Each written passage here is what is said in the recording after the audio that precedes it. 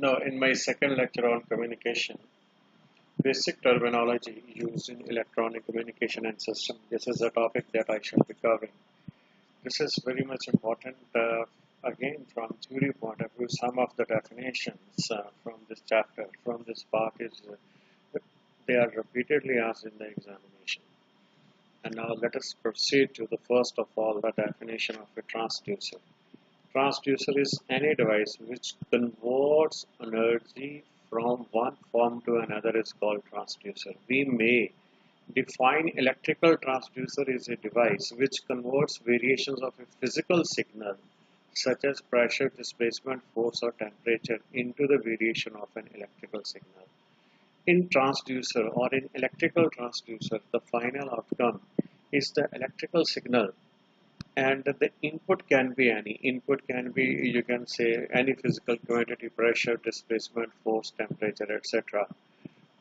Only one output is fixed. Normally, for example, we have an example of a microphone. Microphone can be treated as a transducer because it converts sound signal or sound energy into the electrical form of energy. This is the most important part. And second is signal. Signal, what is signal? It is the electrical analog of an information. It is the electrical analog of the information produced by the source. It may be defined as a single valued function of time. And the next is noise. Noise is unwanted electrical signal which gets interfered with the information of the signal during the propagation through the transmission medium, or that constitutes the noise. And noise enters the system when the signal is transmitted through the channel, or it distorts or corrupts the original signal. Original signal is distorted or corrupted. Now, what is the transmitter? It is the device that processes message signal into a suitable form for transmission. Its input is the message signal, and the output is transmittable signal that can be directly fed to the transmitter, or the information suitable for transmission. Transmission may be through channel, and transmission is through the channel. Channel may be atmosphere, may be optical fiber or anything else. Now this is the block diagram that you should always keep in mind, and we have also emphasized on this block diagram in my last lecture. And now what is in this block diagram? Again, we have got this source of information for a quick recap, and it gives us a massive signal. This signal is fed to the transmitter. It goes through the process of modulation and other computational processes. Then it gets converted into transmitted signal. This transmittable signal is fed to the channel, and channel carries the transmittable signal to the receiver. In between, noise can come into the channel, and this can get added to the transmitted signal. So receiver, the basic job of the receiver is demodulation, but it will have also to carry on some kind of filtration of the noise so that the message signal that we got out of it, that should be useful for user information. Now what is the receiver? Basically, the receiver is the device that receives the information, and the basic functions of the receiver: it recovers the information, recovers the original signal. This is the message signal. This is the message signal. Now the task of the receiver is to get the same message signal here and then feed that message signal to the user. Now, attenuation. Attenuation is loss of strength of the signal during the propagation through the transmission of medium is called attenuation. Amplification. Amplification, this term is very important. Process of increasing the strength or the amplitude of the signal. Now, amplitude may be of voltage, may be of current, and may be of power as well. Amplification is the process which just enhances or increases the amplitude. Hence, the strength of electrical signal by using electrical circuit, it can be amplified. Amplification is required to compensate the loss of strength of the signal during communication or transmission process.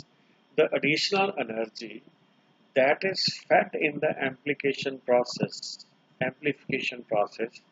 that is provided by the DC source or the battery. An important contention from where that additional energy comes is the battery. The process of amplification is done at the location between the source and the destination. Sometimes you have to transmit a signal over a long distance and signal loses its strength, then somewhere in between you will have to amplify the signal. Range.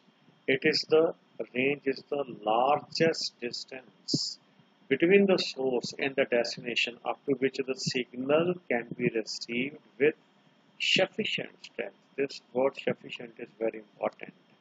Now bandwidth. What is bandwidth? Bandwidth is basically range over which an equipment operates, or the range over which the frequencies of the signal varies. For example, sound signal varies from 20 cycles to you can say 20 hertz to 20,000 hertz. So the bandwidth can be in this range. For video signal, we need a very large bandwidth. Now baseband. Baseband refers to the band of frequencies of original signal. Band of frequencies of original or the message signal, which is produced by the source of information. For example, I take a sound signal.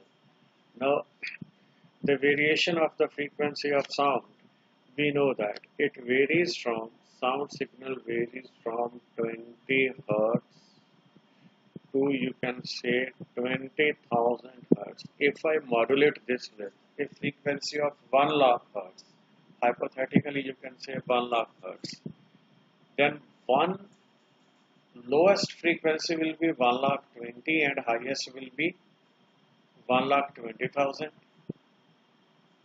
So this will be the bandwidth for the signal to be transmitted over the channel. But the original baseband, that will remain between 20 hertz to 20,000 hertz. Baseband, it corresponds to the source of information or the message signal. Here, baseband corresponds to the message signal and not the modulated or the transmittable signal. Remember this thing in mind. Baseband refers to basically the source of information. Now, what is repeater? A very important question. A repeater, it receives the information. A repeater is used because if the signal is to be transmitted to large distance, then during the process of transmission, signal may weaken. And now you will have to strengthen the signal. A repeater does this job.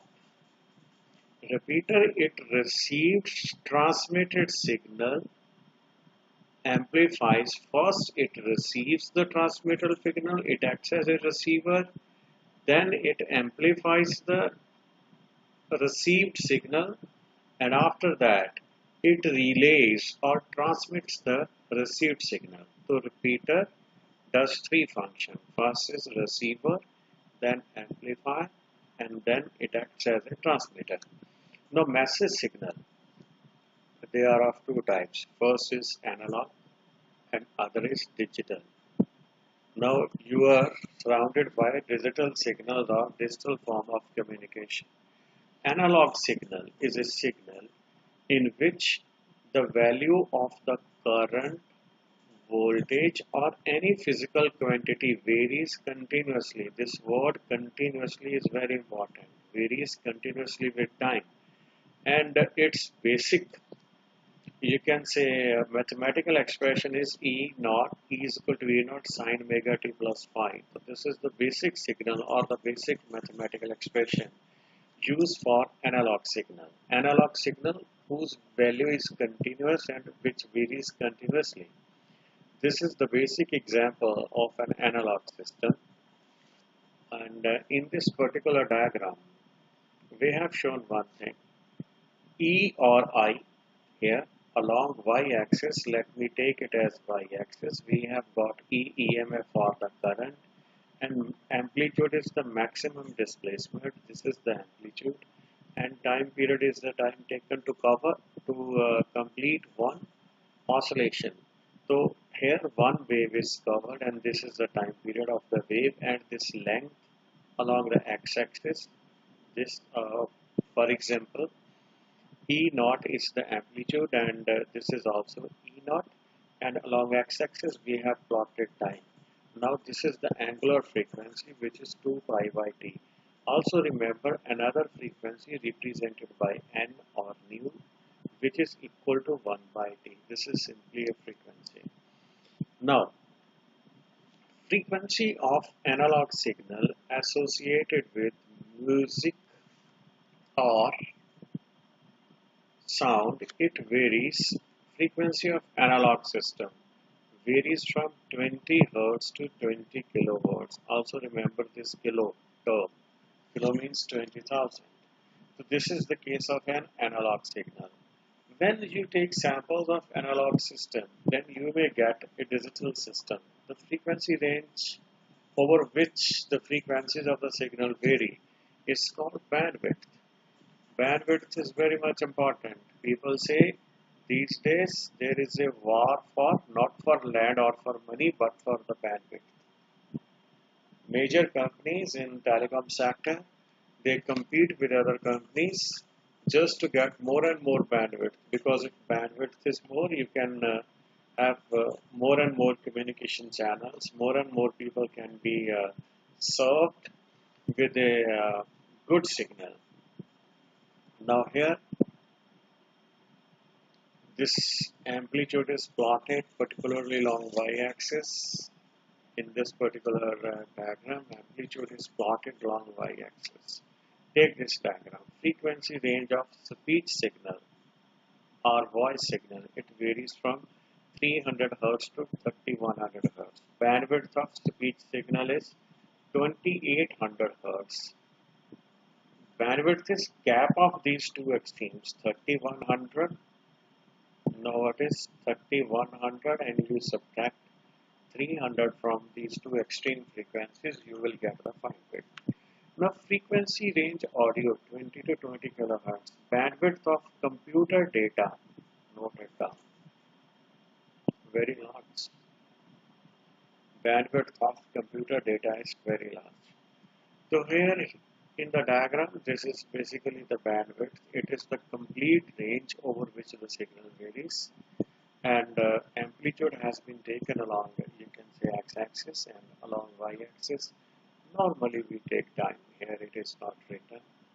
Along x-axis we have taken time, and along y-axis we have taken amplitude.